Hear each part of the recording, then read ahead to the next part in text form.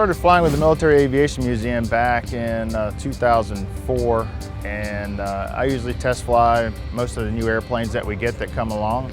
And when the Mosquito came along, I flew it first, and right now still the only one flying it. Of course, the airplane's all made of wood, and except for the engines and then the cells and the landing gear area, but it makes it a heavier aircraft, and for its size, it's pretty heavy. It's almost like flying two different airplanes, because when it's below 200 miles an hour, it flies kind of sloppy. You have to use a lot of control inputs and all, but when it gets over 200, it turns into more of a fighter type thing. It's typical British, with all the instruments just kind of scattered through the cockpit, and no real order to their placement other than just fitting it. Taking off, you rotate at 125 miles per hour. It gets to 100 miles per hour really fast, but then it takes about as long to get from 100 to 125, and you climb out about 200 miles an hour. It'll cruise, if we push it up, 250, 270 knots.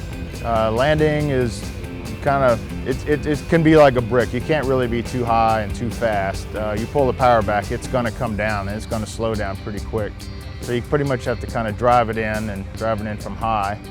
The big thing with these airplanes is they lost more of them on takeoff and landing accidents, just because the tail wants to swing pretty bad, and if it gets going, it's kind of hard to catch. So it's quite nostalgic. I mean, knowing it's the only one flying, and the excitement that you see people have, you know, when you bring it up and they're excited to see it, because it is the only one, and most people thought they'd never get to see one fly, much less just see one. So it's pretty exciting to watch everybody and how excited they are about it.